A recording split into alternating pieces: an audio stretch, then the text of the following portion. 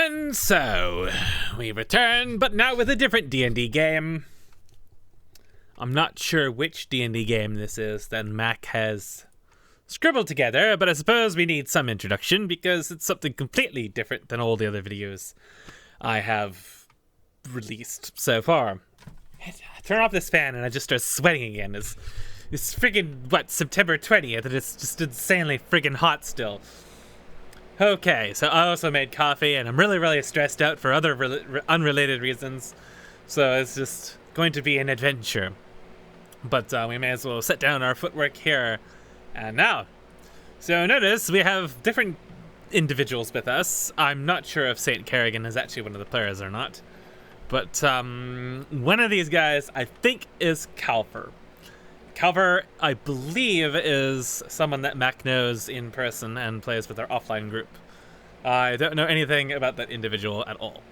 And he has a fourth player that I also don't know about, which is why I suspect it might be St. Kerrigan. In any event, there's a story behind this goblin with the best face. So, Mucky got roped into this, and Mucky played a goblin in a forum game that they ran before. It wasn't a D&D thing. It was sort of like D&D, I guess. It had roles and such, but his goblin there was Baxan, and he wanted to make a goblin for this game, this one-shot, which I imagine that Mucky will inadvertently convince Mac to let it go on because he's just such an amazing individual. Just even from the little bit I've read. From, what is it, Fine Day Blue or whatever, Mucky. I also have a different character as well. So Mucky's character, he was looking for a name, and he was telling me about, oh, Blizzard's names for goblins are terrible and bad and such, and I was like, well, just look for Ricky typos, and there was like, I think in one of his loading screens for Cockfighting Arena, there's like Work Con or War Con or something, and I can't really remember what it was originally, but Ricky said it something like Work On, so that became his goblin's name. I don't know what this individual is. There was another character that mentioned something about making an orc or something like that, and I don't know if that was Kaufer. I can't really remember who it was that was Kaufer. It might have been one of the other individuals he knows, but that's definitely not an orc there. But her aside, the other three individuals are, I'm a warlock. I've never played a spellcasting class in 5th edition or whatever. I usually played spellcasters and then sometimes barbarians in Neverwinter Nights. I would go like the Scythe crit builds and drop meteors and stuff on people. But obviously this is very different. And Mucky is a rogue, and the other guy is actually a wizard. So between the three of us, we don't actually have a real tank. The rogue is the closest we got to a tank. He has the highest AC and probably the most health, as I actually only have 8 HP. I'm actually less than the normal health that I started off on Nadia, since she was a fighter and had bonus to Constitution. Well, this class, this race I'm playing, is the other homebrew race that Mac made previously for one of his earlier groups, the Kitsune. And the most important thing to note about that is the negative to Constitution. So that actually drops me by 1 health on the startup. We can even take a look at the stats here. I went off with 12 and dropped to 1 for 11, so it's 0, but the bonus of 0. The dexterity gains +1, but that isn't enough to give me an actual plus to it. And of course, the strength went to 8 because I'm a caster. I don't really need to be muscular and strong. However, I have some really good wisdom and charisma. I managed to get +3 in both of those, which gives me some reasonable saving throws and reasonable bonuses for not really combat-related stuff. A lot of, like, if there's ever anything that involves non-combat, like, say, for example, like deception is +5 and survival is +3 and all this other sort of things that might be able to they use to like investigate an arena or something, like pre-preparation you could say, or environmental awareness you could construe. Those kinds of things I have the potential to do a lot with. However, we're still level 1. My guy has quite the history behind him of being some sort of chaotic, neutral, almost verging on evil, but not really quite. I gain 2 sort of, I would construe them as like secondary spell kind of deals. They're called cantrips, but So they don't take your spell slots, but they're sort of like miscellaneous things. Like one is the dancing lights, the foxfire, and because I get them from my race, they don't have any component requirements for them for me to cast them. So the illusion and the dancing lights both have potential to cause confusion or be used to distract people or whatever. Obviously this is very much outside my comfort zone and play style, so I probably won't really take advantage of these as much as I could, but you never know. There might be something that comes up. It's a one shot, so it's arguable we'll even level a single time, which is unfortunate because casters are really, really, really awful at level 1. With the 11 AC and 8 hit points, if anything ever so much just comes near me or the other dude, Jazor, we're probably just going to fold over like a sack of wet puppies. But hopefully with the illusions and a little bit of foresight, and maybe hopefully not getting jumped to begin with, it's possible we could set ourselves up with like ambushes or whatever. I don't really know what it is we're walking into, but hopefully it's not Kragma. From the spell list, I took Eldritch Blast, which is a 1d10 spell. This seems quite strong, 120 feet max range, doesn't require anything. So it's just going to be basically the bread and butter attack. If we did manage to get level 2, I can get Agonizing Blast, which will add my Charisma modifier plus 3 to the damage, so that'll be 1d10 plus 3, which means it's only going to do a fairly reasonable amount of damage. The main issue with that spell is it's a ranged attack, so if something is balls deep on top of me, I can't really use it on them without basically probably throwing the roll because it's a disadvantaged roll. Which is why I took Poison Spray for my other cantrip. It's just a save versus Constitution. It's a very, very short range, though, so that's a spell I have to use if something is right in front of me. 1d12 if they fail the save, which is some nice damage. I only have one spell slot. I can only cast one level 1 spell, but the 2 level 1 spells I have access to are actually extremely strong. There's the Arms of Hadar, which basically summons a bunch of tentacles all over the place around you, and I think it will hit allies, so you probably don't want to use it when you're surrounded by allies, but, for example, if I got separated and was surrounded by goblins or something, you could throw this up, and it has the potential to clear a room, really, especially at low health enemies. The other one is an extremely high damage ability, 3d6, and can fear enemies as well. Even if they roll a save, like versus Wisdom, they will take half damage. So, yeah, the only thing is you don't really want to use it on deaf enemies because they'll automatically win that save. Even half damage is still significant at level 1 for that spell. So, you want to play it very, very conservatively with your one spell slot because you only have access to one of these spells once until you rest again. And you'll be just basically spamming Eldritch Blast and hoping nothing comes near you. As far as everything else is concerned, this will be a chaotic neutral kind of guy. I kind of think of him as sort of like some of the Phantom characters, or maybe some of the auxiliary characters with an Apex.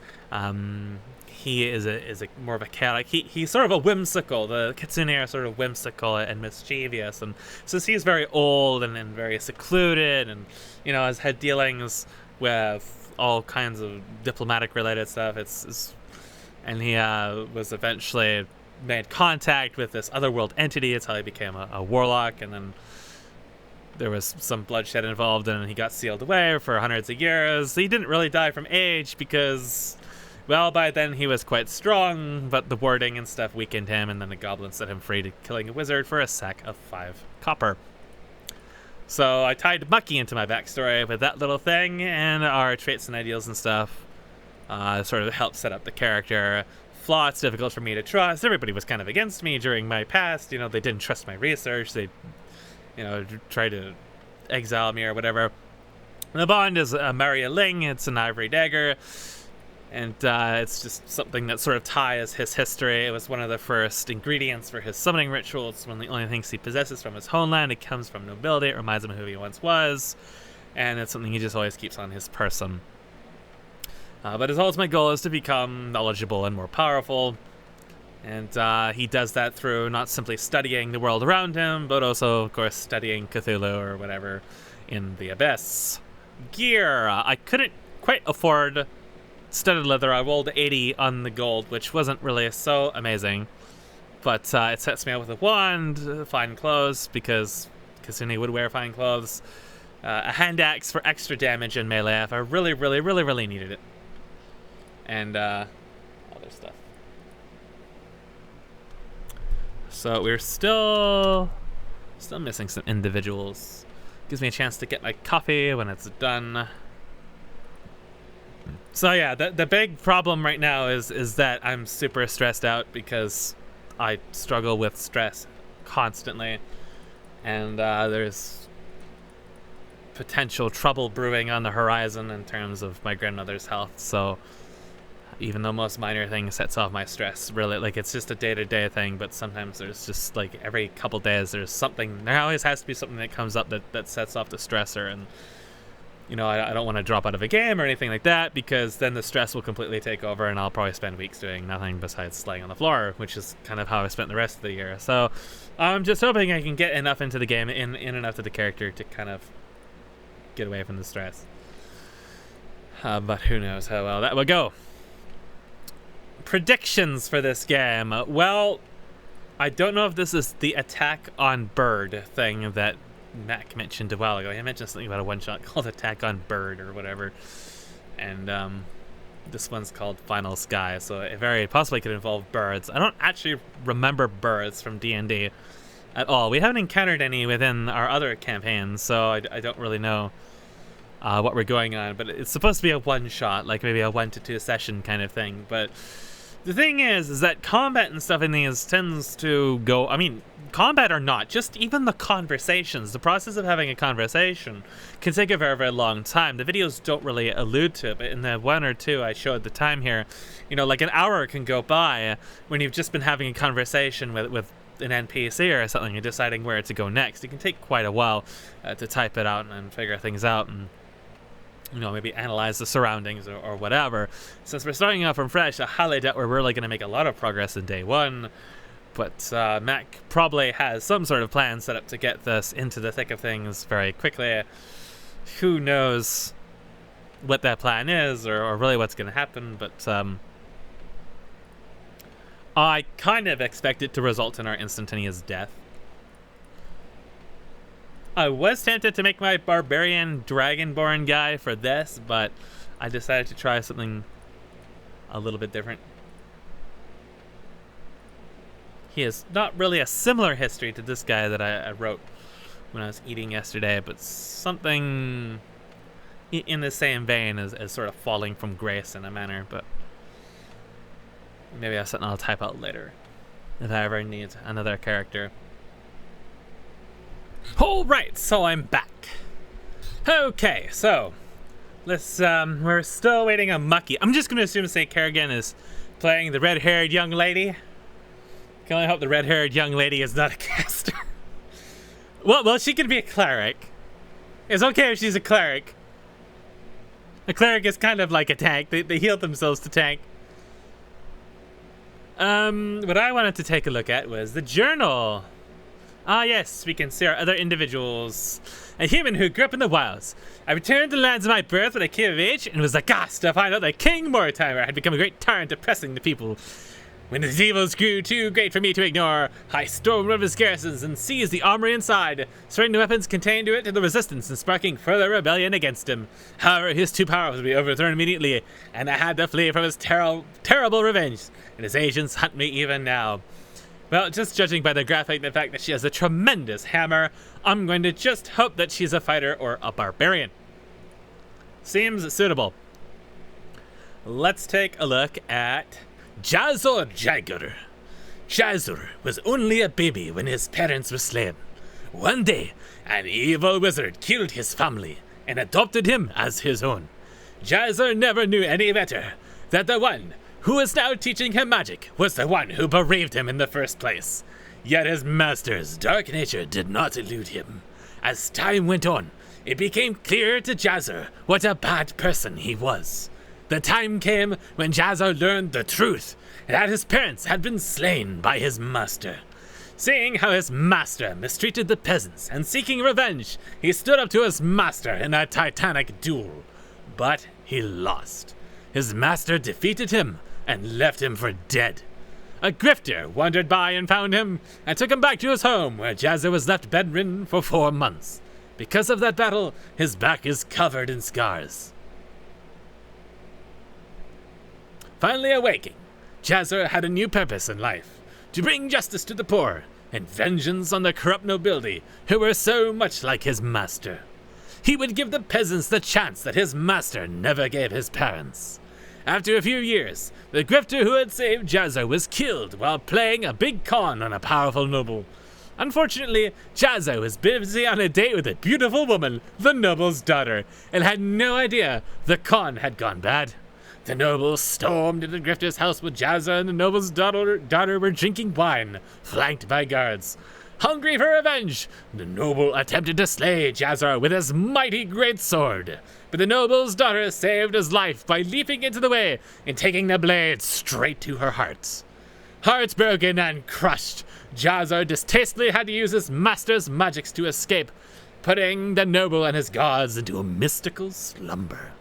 With no home, he vowed to avenge his love and continue his cons in the grifter's name. Where's Mucky? I killed him. Don't tell anybody your pride killed him. Now my pride has consumed me as well. You'll never see me again, Thelena. Tell my children that I love them. Another father died in defense of their future. Au revoir.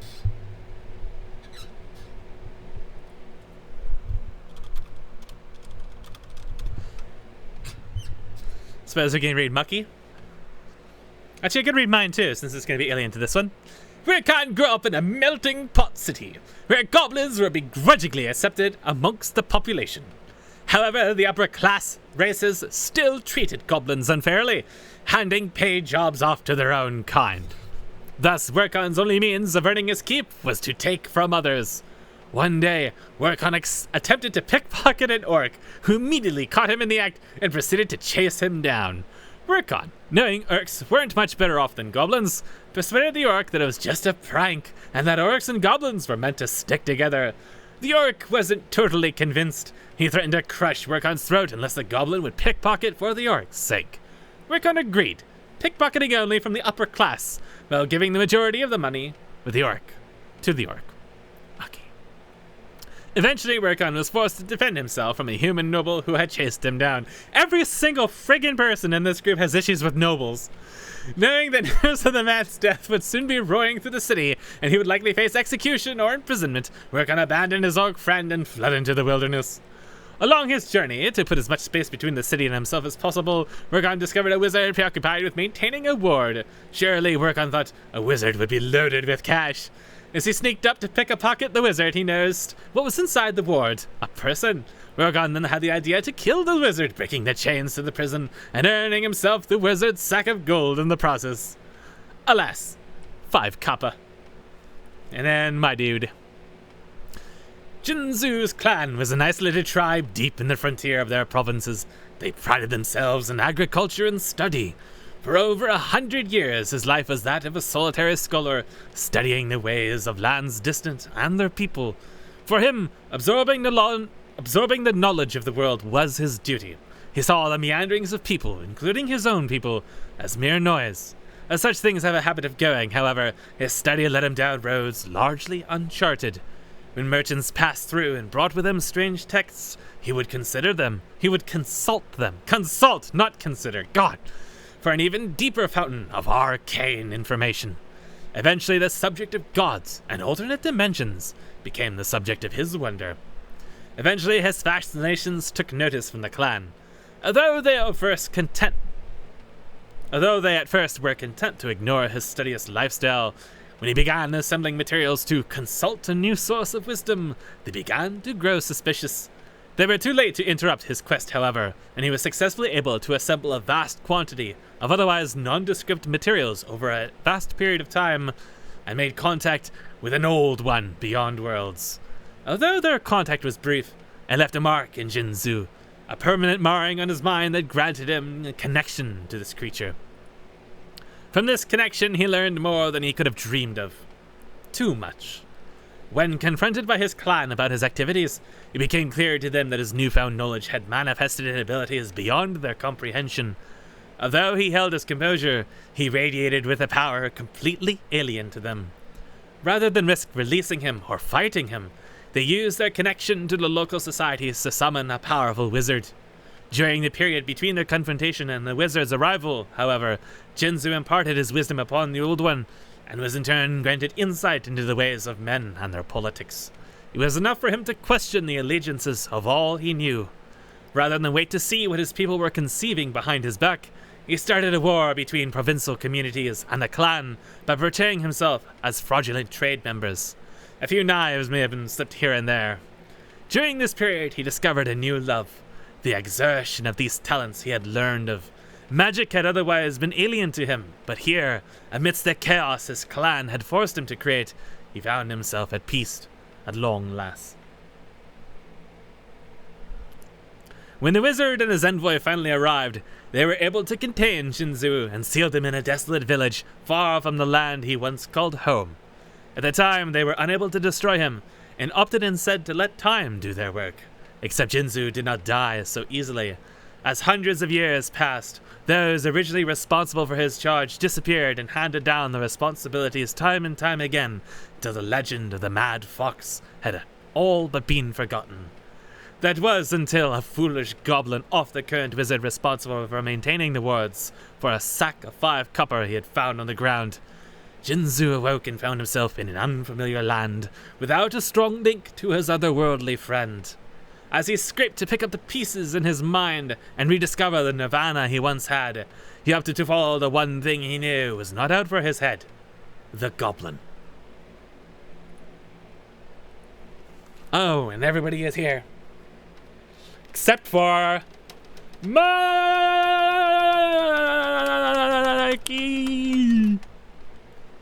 The details will come up. The heist! Your story so far. You eventually found yourself on the island of Esther during the search for riches and knowledge. During your stay here, you became acquainted with the Black Forge Guild, whom shared your sentiments about helping the common folk. After all, many were common folk themselves. Through them, you learned that a powerful noble has traveled here to secure an important deal with the guild Ivory Hoods. He would gain access to a shipment of powerful magical artifacts on behalf of his lord, King Mortimer, who is a famous tyrant. The Black Forge want to see that the shipment is sabotaged to prevent the Ivory Hoods from establishing a powerful benefactor. To put you in contact with several like-minded people, and it's up to you to infiltrate the guild and secure the goods yourself, or sabotage it somehow. The trade is to be made tonight, and the noble is said to be here. So we are a massive magical city situated on island of Esther, floating island continent hovering over the glittering sea. Oh god, we're in a sky city. It is populated by an upper crust of rich nobles, established mages, and scores of commoners that make up the lifeblood of the city. Unfortunately, the riches and magic make for a potent combination that allows the nobles in the city to oppress and ignore the plight of their subjects. Very, very different setting than what we had before. We're waiting for Mucky. So we are allied with the Black Forge and against the Ivory Hoods. And this young lady has dealings with this King Mortimer. I suspect that will ultimately make her more or less the leader. Chant is connected. A rough and tumble, a lot of ruffians. The Black Forge Guild is a guild that appeals to the common people. They've gained popularity lately as the Ivory Hoods have abused the people in the city. Despite their populist stance, some nobles still back it, so we do actually have nobles with us. Ivory Hood is a guild that caters to nobility. Its members work at the beck and call of the nobility, ignoring the troubles caused for the common city folk, not only around them, but by their own activities as well. As a result, they are richly rewarded by nobility, who are pleased to have a powerful pawn in city affairs. The guild does its best to accommodate any nobles that visit, hoping to curry favor. Okay. Keeping track of this stuff's going to be difficult, as it's taking an entirely new set of shit. We have Thalraxel in here. One of these guys has to be playing the other character. I'm pretty sure Jazzor is Coffer, because Coffer said he was making a wizard. Or a caster of spells, as Labyrinth calls it. Actually, if my guy and Labyrinth's guy, Louis Socks, ever crossed paths and exchanged notes, I'm pretty sure a horrendous tragedy would befall the world. Because they're both like basically the same thing, just different kinds of crazy. I see you, little kitty. But now we're waiting for Mucky. Mucky is RIP. Don't know what it is Mucky does besides huff paint all day, but he should be here. We have a cereal. But I don't know who that is. That's someone else. I think it's from one of Mac's other games.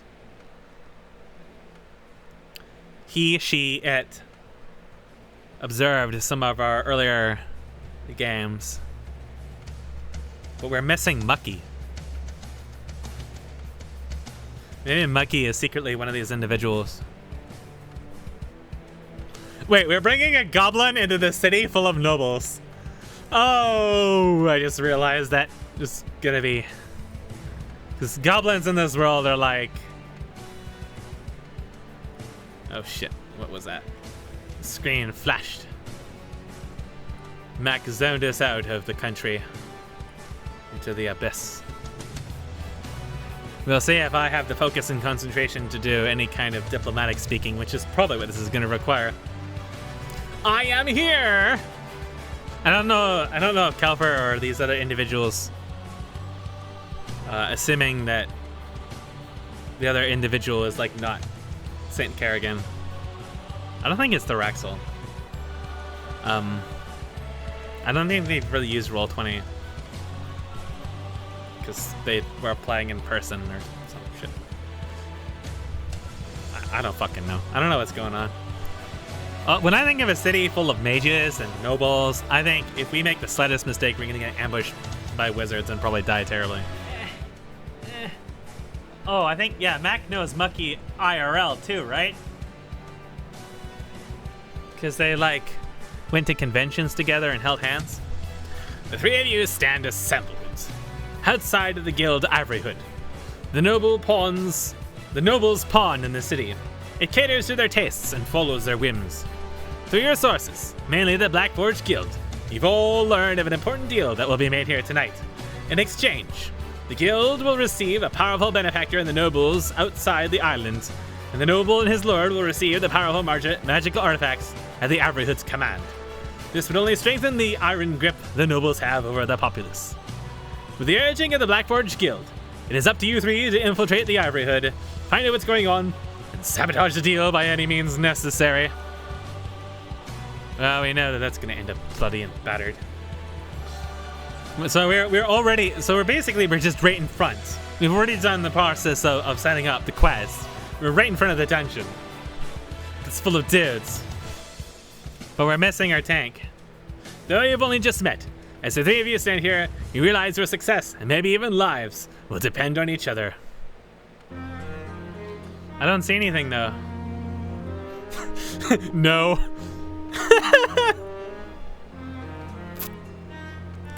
Mac has already broke everything. He's like, I'm as prepared as I'll ever be. The first thing we attempt to get working is just broken. Says the map is huge, I just don't freaking see anything. Oh, maybe Serial is our other player. Maybe. The wild card. What is this individual brought to the table? I don't even know what class she is. We'll find out it's another wizard. One fighter will get in our groups and kill us all. Well, I'll try reloading. We'll find out what happens. Oh, it fixed her portrait. That's good to see. Now I see black.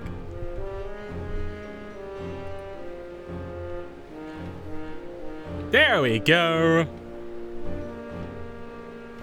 All right, so take me a moment to figure out the setting in my head for a moment. Very claim to meet you here. He has not shown up. Perhaps he went on ahead. The entrance where a guard awaits. His face. He's got that sort of, who are you kind of look. So, Yuldra wants to just beat the shit out of them. And I kind of want to encourage her to do so. But I feel like we'll all die if she just goes over there and attacks him. It would be funny, though. It's a guild that's an arm of the nobility. I'm not entirely familiar with what a guild is in this context. I'm assuming it's like a social organization. Jazor is typing. I'm assuming he's going to add something. I have a plan. Let's hear it. Let's hear your plan. I will disguise myself as a guard. Bring 2 of you with me as my prisoners. Then we can sneak in. Plan involving getting up your weapons and tied. Tied up isn't a good one. But where is the goblin? Damn it, Mucky! I don't know why abilities could be useful here. I just have to think of how I could draw them up. I wasn't speaking about getting up your weapons, but perhaps you were right. So we have to think about how we're gonna get in. Scan the area for an alternate means of entry. Where's Mucky? Long.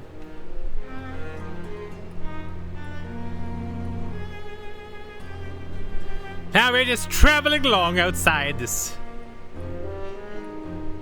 fortification. So Jazor has turned into the guard. So there's a lock on this cellar door. I mean, we could probably smash it open or whatever. But there's apparently like dudes around the corner. As you wish. Jazor is attempting to open the door. Lock and all. It budges the metals, but doesn't open because of the lock on it.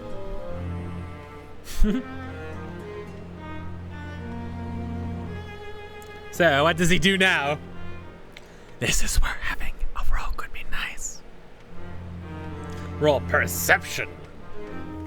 Actually, I don't know if Cyril is Calfer, or Jazor is Calfer. I really don't know who is who. I can tell for certain I don't know who Cyril is. I don't know who this St. Kerrigan person is. Why he's peeking at us with those judgmental eyes of his. Meanwhile, Jazor, his perception, he's a little too caught up in his robes to hear much of anything. You hear a general chatter coming from the other side, probably with the various patrons, but that's about it. Oh, enough already. Here we go. Make a strength check. Oh no, she doesn't roll much of anything. Curses. So the door opened, but it made a loud metal snap. Everybody stopped talking for a moment.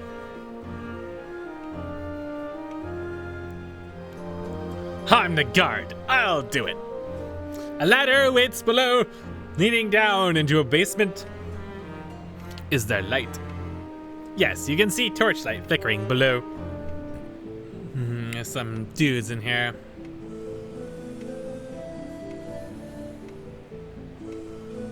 Some very peculiar looking dudes, if you ask me. Here you find yourselves in a cellar stocked with barrels and crates. Two figures stand hunched over a dimly lit desk, studying tombs. They turn around as you clamber down.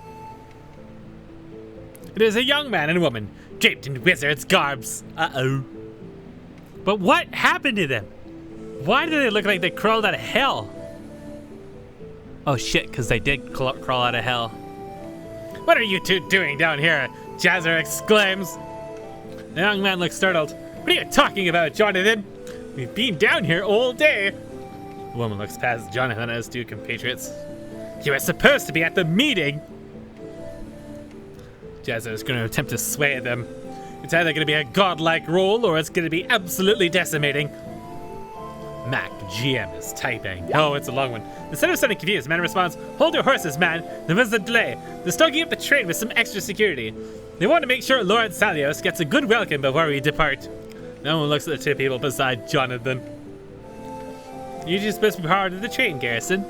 I don't recognize you.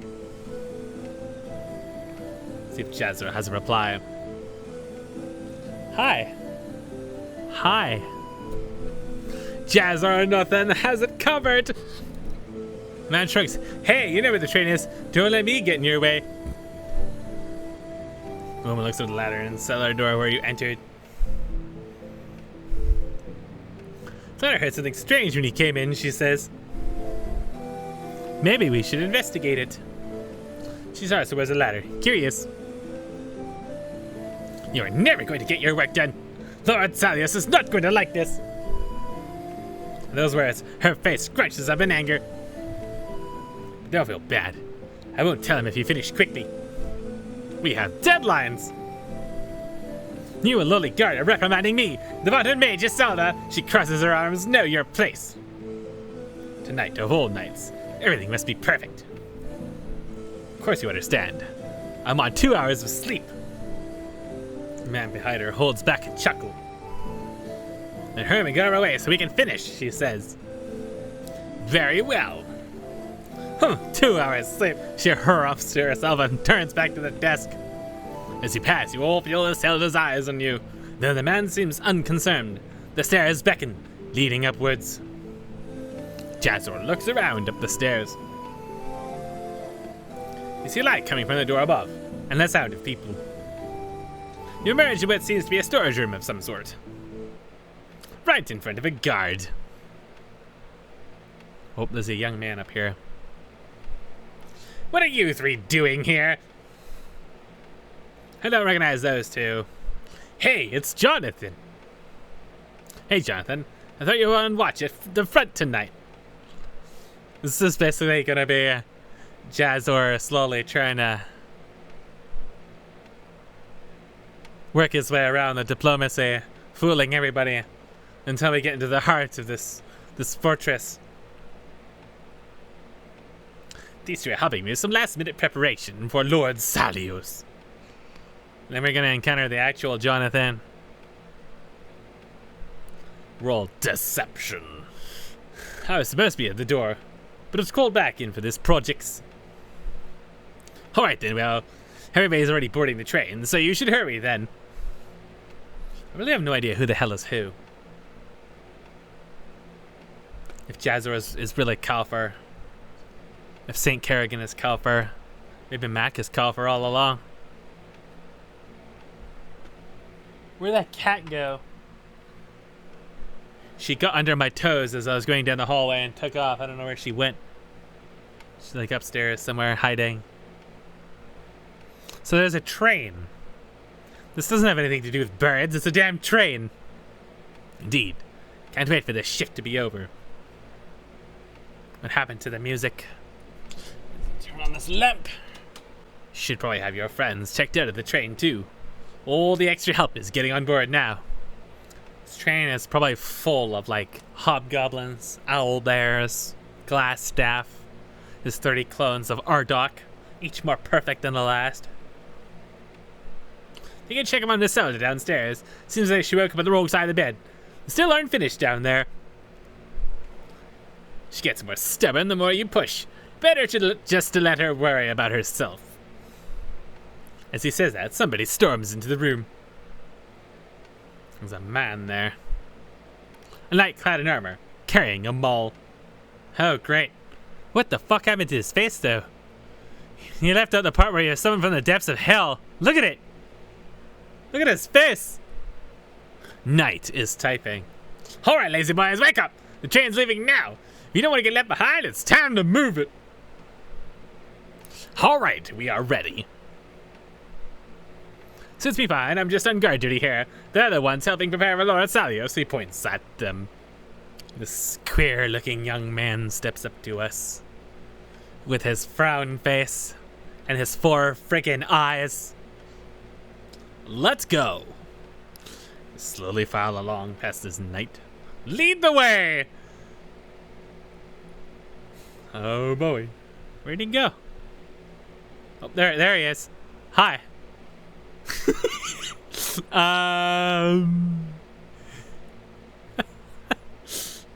We walk into an abyss. Did you round up the rest? You 3 are it.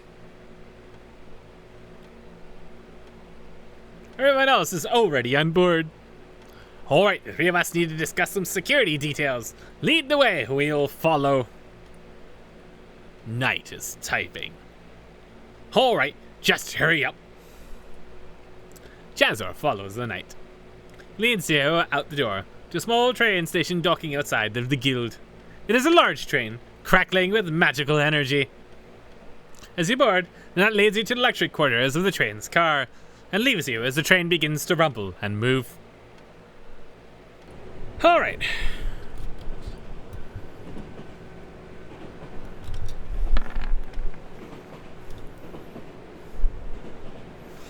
Mac rolled a D100 and got a 1.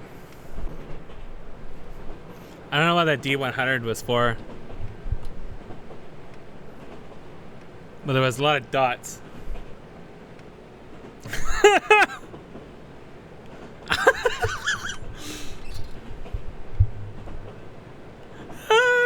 Everybody in the compartment gasps.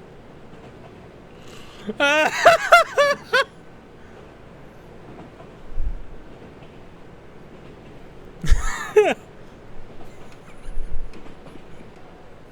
just begin to step back away to see the door. Roll deception with disadvantage, which turns into a normal roll.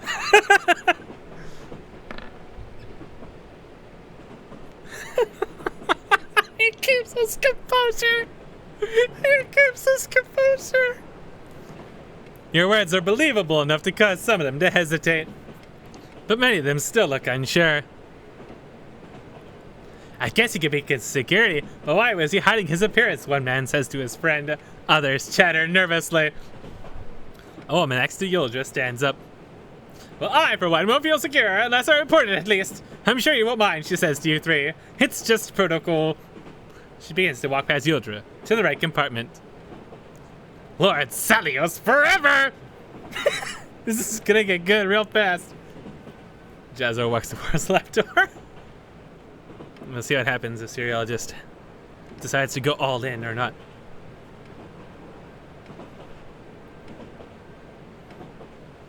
Actually, I do mind. She lifts her hammer almost as big as herself and smacks the woman.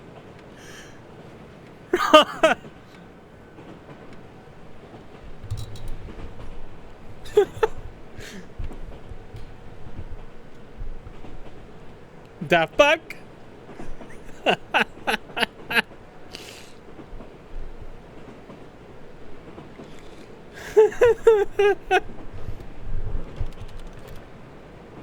Oh! Oh my sweet Jesus. Well, I consider it a surprise attack. Yeah, that. Surely I have advantage of her not expecting it. The woman just is carefully prancing. She sees the reflection of Gillis in the hammer.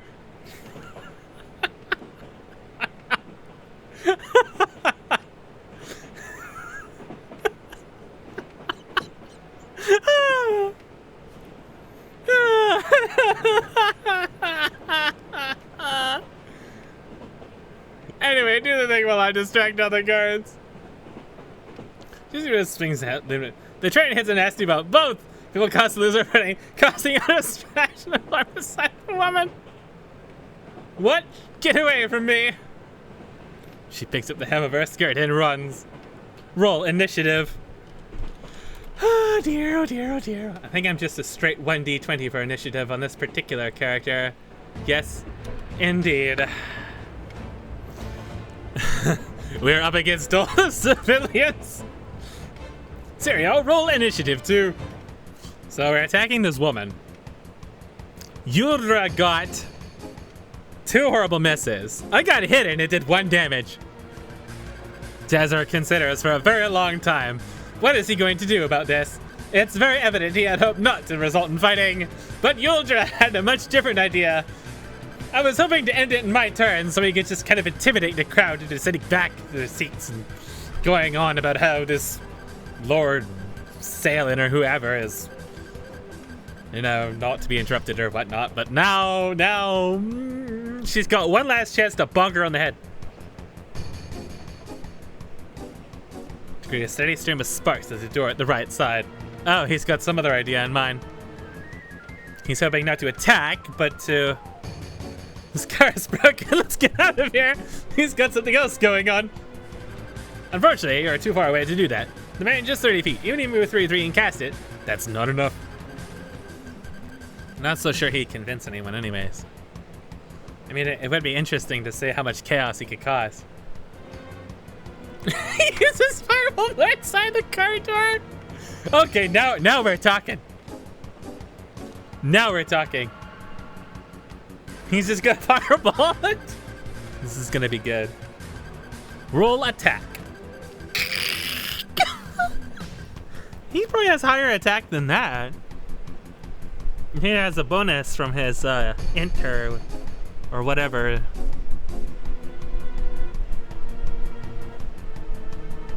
So that makes it a 7. And it's kind of a long range shot, so I kind of don't think he's gonna hit much of anything. They will scream. The firebolt leaps from your hands as you no doubt intend to set the door on fire. The Senate catches against one of the tables and the table gets knocked over. Instead of playing, the people run and scream back away. That makes a break for the left door. Which table is on fire? This is absolute chaos. This is far more chaotic than I expected. We all clearly had very different ideas of what we wanted to do. No communication was had because none of our characters are terribly about for communication, except for maybe Jazzar. He tried to rein us in. The one that knocked over and is burning out, which means it's Yuldra's turn. All right, Yuldra. What do you do, Yuldra? Do you take a swing after it again? Now the train's on fire. Everybody is running around screaming. Is the train in movement? Yes. I'll go towards the front to make the driver stop it then. Okay. Make your move. Sure, me tell which direction that is. At least the passengers who all flail around and run 7 directions. Oh lol, to the right.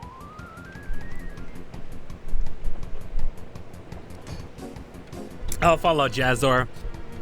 There might be people inside those rooms. I won't reveal it until you open the doors and look in. The hallway itself is clear. Why would I open the door?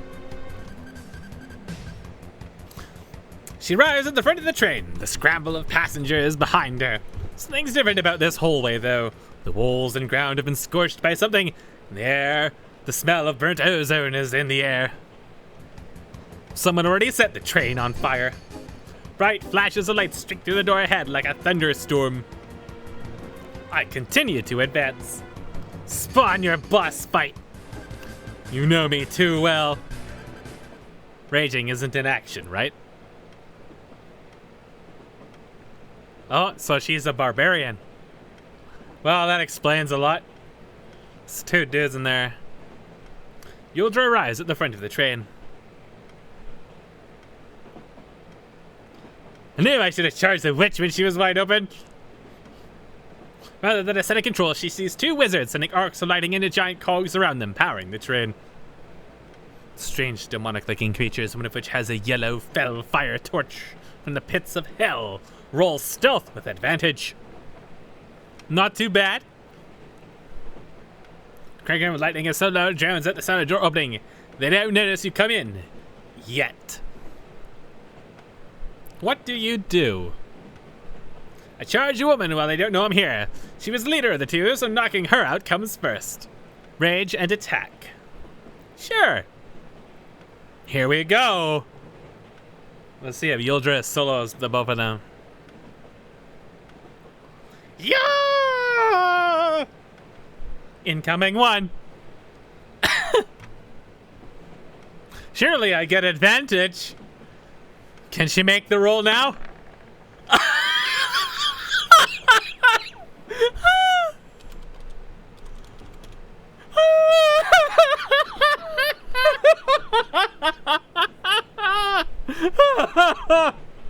I quite.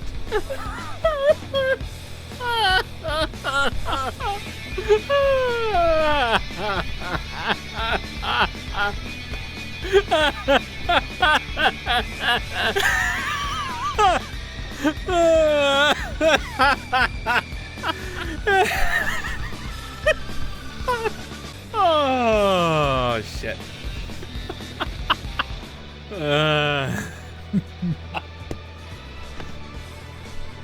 As you lumber up behind her, specter of death, and raise your mole, the lightning casts your shadows wildly against the walls. At the last moment, Isolde notices, leaps out of the way, your mole cracking the floor tiles. I go first. One last chance at redemption. You! I should have known something was amiss. She's still a bit off balance, giving you one more chance to strike. Father Thor, bless this war between the darker and light. Oh my god, she hit something. Got to activate my feet, damn it. Oh well, my damage is still pretty good. That is pretty good. 12. That depends if Isolde's. That plus 5. Plus 5. That's pretty good damage. No. What the hell feet does she have? Well, I guess humans get to choose a feat, don't they? Clunk. How to accept a mole hitting a woman not being instantly lethal, lol. Yodra suddenly smashes Isolde on the shoulder, breaking it. She cries out in her pain, her arm dropping to her side, drooping to her side limply. Malin, help! Malin. More like a melon. With his green torch. Damn, she's still standing there. I knew I should have used the feet. I don't know what feet we're talking about. I don't know anything about feats, to be honest. I haven't read them. But I guess there's something that grants her like an extra damage roll of some kind. Madeline looks at you with sheer surprise, shocked at his concentration and keeping the train running. The train suddenly groans as the power begins to leave it, and you all stumble. Everybody here makes a dex save. Not bad. Oh! Young bucks. Everybody stumbles, but manages to keep their footing. They must have been used to this being on the train so often. I can't believe this. Lord Salius was right. His face scrunches up a dagger, sees what you did to Isolde. Low-class scum. At least I'm not dumb enough to buy that someone without a uniform holding a giant hammer. It's just a guard you've never heard of. Why, you? Time to make a wisdom save for our dear wizard. Oh, the hell was that for? The train? There's something more. Enraged by my continuous spreading by your taunting erasures with arms cracking with electricity. TBH is a real risk. I get one-shot freaking wizards. I think trying to attack them in the first place was suicide, but well, you never know. Maybe the curse will strike them next. They were the ones fondling the train after all. Barely evade the arc of crackling fury and scorches the ground on which you stood a moment ago. And that would be slightly unfair. Isolde grips her shoulder and groans. She gestures with her free arm and lets out a pained incantation. Hold the person. Make a whiz saving throw.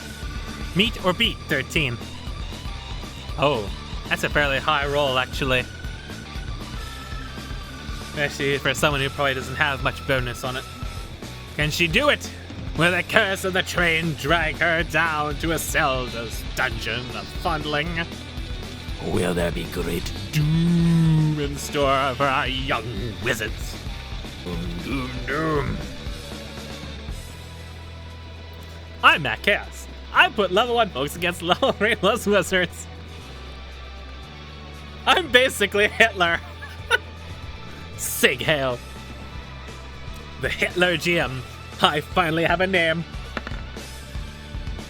Oh. Nice. She uses her inspiration and manages to scarcely scrape out a whole person.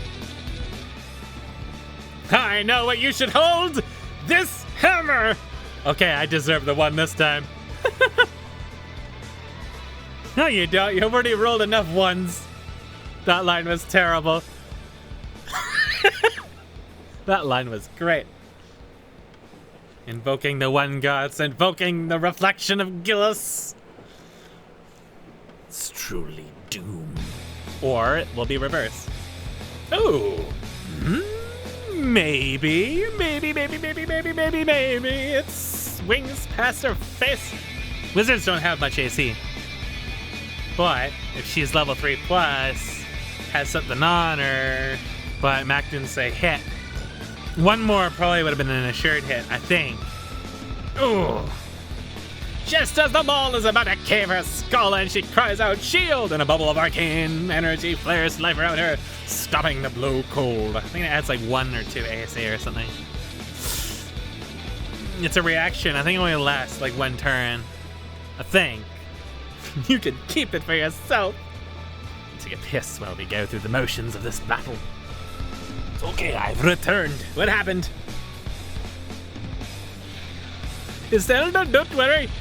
He cries out, seeing his friend's knees buckling in the force of the swing. I swear if she has 3 shields prepared, I'll scream.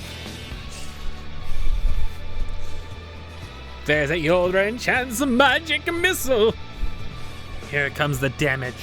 Here comes the bullshit. Hey, you know what would be balanced?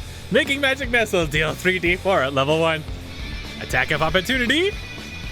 She can't have too much health left. 1 or 2. Which one can I attack of opportunity? Either one, though Isilda still has her shield up.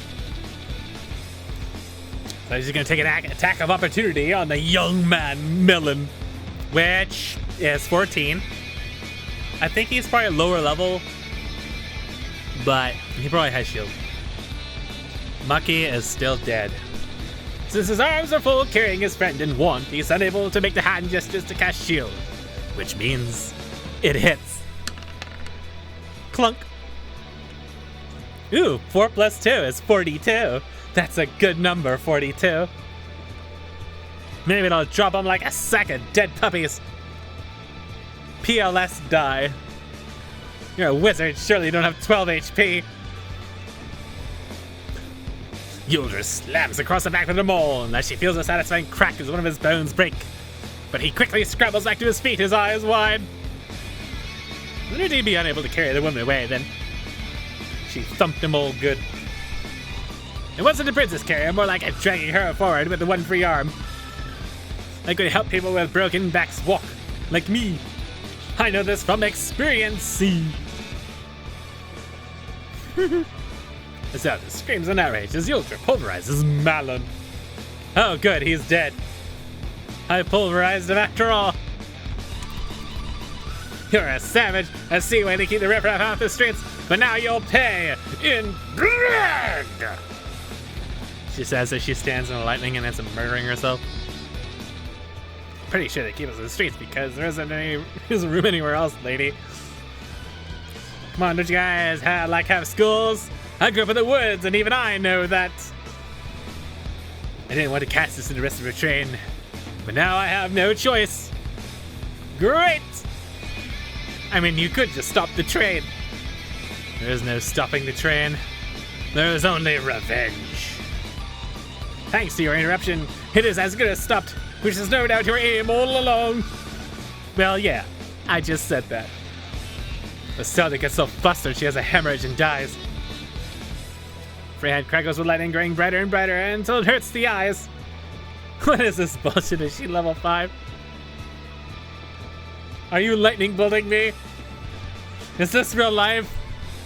I'm dying. Nah, colon P. Lightning. Make a dex save. Well, the 2. She might. 1 HP. Yoldra survives with 1 hit point because of the double critical fail on damage. 2d6 for 2. But what will she do now? She charges to the lightning, raising her hammer. Oh my god!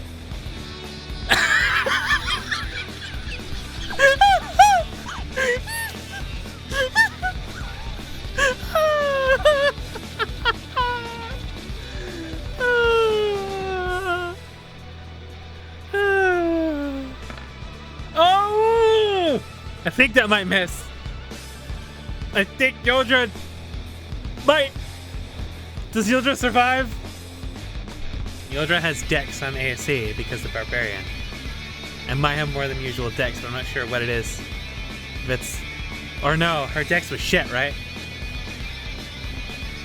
I don't know what her AC is. Guess what my AC is. It's probably 14. Go ahead, guess. Guess! 14. The 1 HP needed to kill her. And so it does. The exact last hit point. As Yolda struggles against Zelda, Zelda sends one last surge of lightning into the attacker's body, and Yolda feels the strength leave her body. What are her last words or actions before she collapses? Fuck the dice. Her head swims and everything goes black, leaving us. Meanwhile, Jazzo and Jinzu continue at the other side of the compartment, passengers panicking behind them. Both of you make a dex save. Both of you lose around, slide to ground, train suddenly buckles and shakes, shuddering. Uses disguised self to become the knight from the mansion. Roll int bonus to see how well you remembered the details. It's not perfect. It's a 15. I guess because you forgot his int bonus. Jazzo's image shimmers, and suddenly the image of the knight escorted him into the train. To fear the details seem off, only if you look closely. Oh. Door bursts open, a knight clad in black armor storms in. The train is under siege! There's chaos in the train! Some intruders! We came to find help. I heard they went towards the conductor. Black is typing. Really? Then let's go! Yeah, I just fell. I hope everything is okay. Any more of us back here? The rest are focused on protecting Lord Salios. Came to scout ahead. I should report back first. You two start the engine again. I'll report to Lord Salios to tell him what's going on. You go ahead. Make sure this train doesn't stop. No, that's my job. Stop wasting time. All right, I'll try to hold them off. Let's go. Good, I'll be there soon. Just following him around. He's the man with a plan. It's gonna be good. There are other knights there that will take care of you. Go now. Everybody, already eager to run, hurls themselves to the door. So we're chasing back after her now. Only after meeting with the knights. Sending all the people back and then trapping them back in with a firebolt. Madness. Just following this young man as he runs rapidly through this train. As you rush through the hallways, you hear several doors opening. Oh. I'm confused. There are intruders! Run to the kitchen! While you talk, several of the doors open. Many people who come out are clad in weapons. This must be where all those guards rest. All those guads. Sorry. I want to be strictly canon here. Guads. Protect our lord! They're cooking someone a meal. Ha! These graphics. This young man's got some sass about him. This guy's a burly dwarf from India. You heard me! Exclamation point, question mark. Go get those intruders! Protect our lord! Sure, there's enough guards in this train to fill a castle. Something to worry about, the man clad in black says, but saunters away anyways. Stampede down the train. It's gonna be a literal army between us and the dude. So now we've returned to the front of or rather, we entered the front. Who is this dead pile of blood? She's not dead, she snaps. She looks injured, with 2 empty healing potions in her hand tell the tale. She crouches down to nudge the man beside her. I do administer to him, but he's going to be fine. The man gets up. Did you mean her? He weakly points at the Yuldra. Looks like a he. With all that blood. She's a real monster, let me tell you. Hermes knocked us both off. Glad her friends didn't show up. Friends? She stops for a moment looking at the two of you. Wait, that Kitsune. Weren't they together? Who? Mac is fat-fingering some names here. Impossible. It's nearly stalled already. Only keeping movement from momentum. But now that we are free, we have to start it back up again. Your hand crackles with electricity. Lord wishes to speak with everyone on board. Is that so? Roll deception, both of you. 1d20 plus 5. Oh no! But Jazzar doesn't hold it. Oh no. Oh wait, does he get he gets a bonus roll. Raped. Thoroughly. And utterly.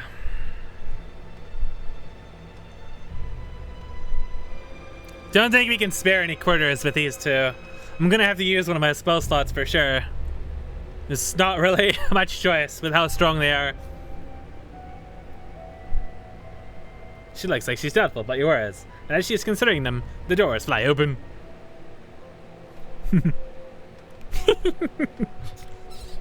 It's that woman that Yodra first tried to kill during the compartment. And that she's panting out of breath. Thank goodness I made it in time. What are you doing in here?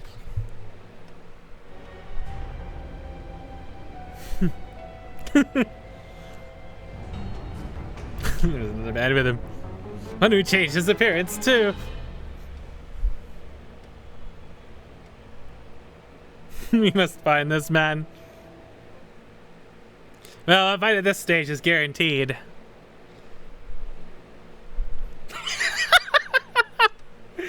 Jazzar lets it loose. And the fireball misses.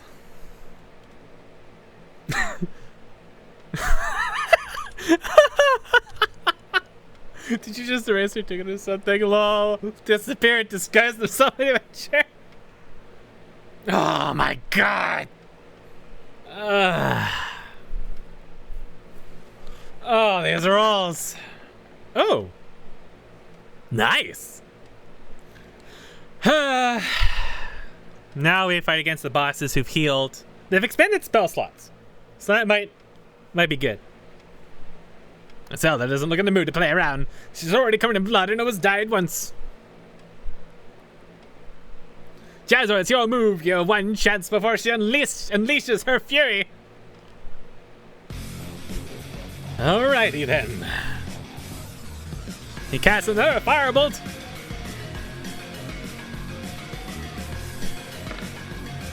Oh, and he gets a good roll. Got a crit hit. Ooh, not too bad. A second firebolt rages forth that catches Zelda straight in the chest, causing it to blow up in her face. The smoke sizzling over her clothes burn, her face covered in soot and blood. She makes a sad sight. Two can play this game. Magic missile. Oh, and he's dead.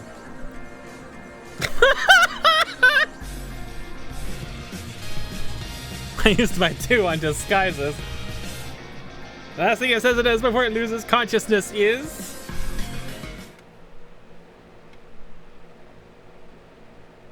No wonder the boss hates the city folk so much. No class.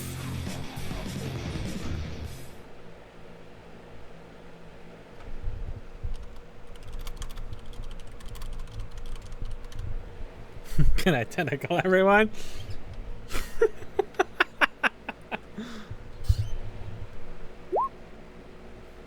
The world goes black. Never got the chance to do anything. Unfortunately, the lightning is just too much damage. Oh, Jazzar is Calfer. Them's the rips. I mean, we were kind of fucked anyways. Like, if we went back to the other place, there would have been so many dudes. Let's say we had killed the front dudes. There were all the guards in the front. Like, I can't even think of a way we were going to win that.